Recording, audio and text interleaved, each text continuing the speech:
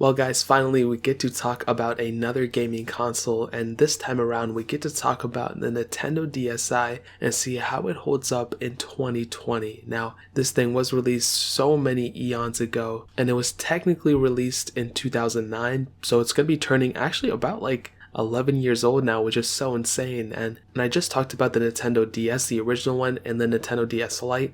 I think I talked about the Game Boy Micro as well, so this is kind of like in succession to all those consoles. I have all the Nintendo consoles, so I'm going to be kind of quickly reviewing them this year. And I've owned this console for about 2 years now. I have the white model, and I actually do like it a lot. And this is one of the original ones. I think they made it like a new DSi XL. I'm not really too sure. I don't think they ever made a new DSi. I could be totally wrong, but obviously with the body you can see it's pretty familiar. But what I will tell you is the whole entire setup of the Nintendo DS lineup, going from a DS Lite to a DSi, honestly changed up so much. And I feel like the DSi is probably one of the most important Nintendo gaming consoles ever made. And I say that because, you know, with the previous consoles like the original DS and the DS Lite and all those Game Boy Advances, there really wasn't too much to do outside of your standard, you know, plug in the game and go. I mean, we had Picto Chat, we had different things like that. But with the DSi, you were actually able to go and, you know, even have an eShop. You were able to kind of get software updates, kind of. And you were able to do a lot. You had a web browser, you had cameras, you had so much going for this thing that Nintendo was really trying to make it more than just a gaming console. They were trying to make it like a multimedia device.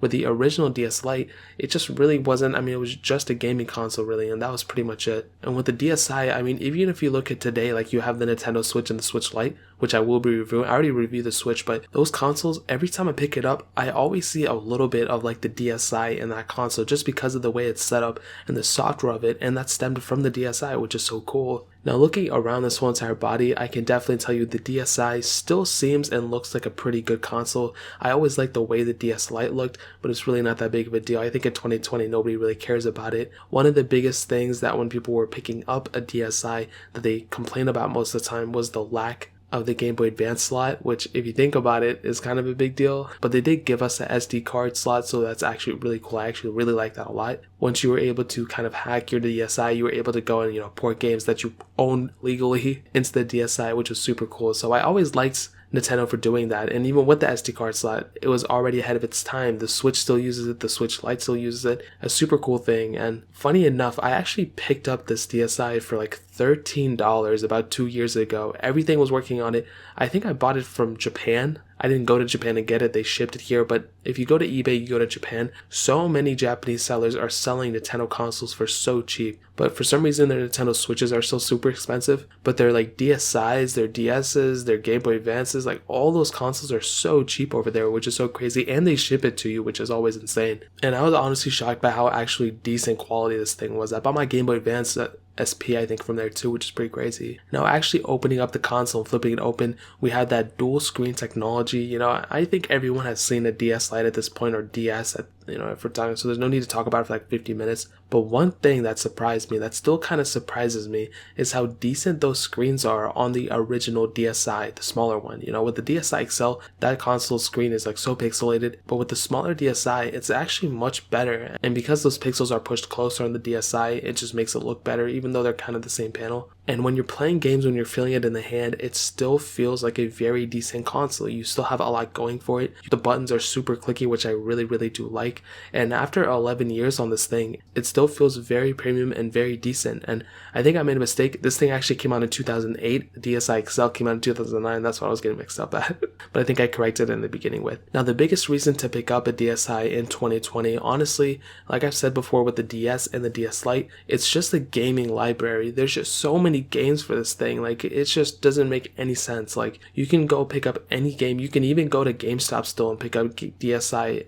It's DS Lite cartridges, but you can pick up so many games for this thing. It's wild. And if this thing had a Game Boy Advance slot, that would have been way better. That would have expanded your game selection. But even then, the DSi still has a pretty big selection in and of its core, and you can easily go, like I stated, pick up any, pick any 2 letters, and there's definitely a game for those things. So if you modify your DSi, then it just kind of expands your use case even more. But even if you don't, it's still a very good console, and there's still tons of games for this thing. Even in 2020, they're not making any more games for this thing, but it's just something about holding a console in your hands rather than just, playing a game on your phone. That just kind of gives me a whole different experience, you know what I mean? So, and I always talk about like DS Lite emulators for phones and stuff, but there's nothing like actually playing the console that just kind of changes everything. So the really cool thing about the DSi is that it does have really great battery life. So I usually turn off Wi-Fi and I set the brightness a little lower, and this thing has lasted me several days. I don't even remember the last time I charged this thing, and this thing's battery still has not drained, so I like that a lot. It's super dope. Now honestly, to kind of sum up the video, I mean, is the Nintendo DSi still worth it in 2020? I'm gonna say 100% yes. I mean, there's really no reason not to pick this thing up.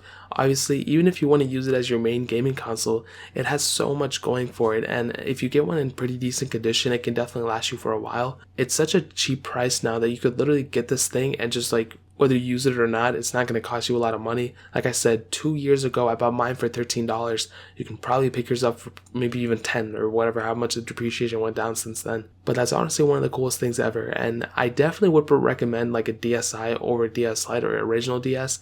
But as a collector's item, the original DS or DS Lite are probably more valuable in this day and age, I guess, even though none of them are really appreciating at all. I like the DSi, I like what it brought, and I think going into 2020 and these whole 2020s years, I think it'd be really cool to see how many portable gaming consoles Nintendo pushes out, because at this time, I mean, Nintendo is just pushing out consoles like crazy, and since the Switch, we've only really seen the Switch Lite, so I'm curious to see what the future Nintendo holds, but I'm still really happy with the past Nintendo consoles for sure. So that pretty much covers it. If you guys have any other questions or anything, leave it down in the comment section below. Hit that like button, that would mean so much, but definitely hit that subscribe button. Every single subscriber that we get really does count, so it means so much if you guys could hit that. Also check out the other links down in the description as well. My Twitter, my Instagram, my second channel. All those links are linked down below. I'd really appreciate if you guys could check it out. But more importantly than everything else, I love every single one of you guys. Hopefully I'll catch you guys in the next video. Peace out till then.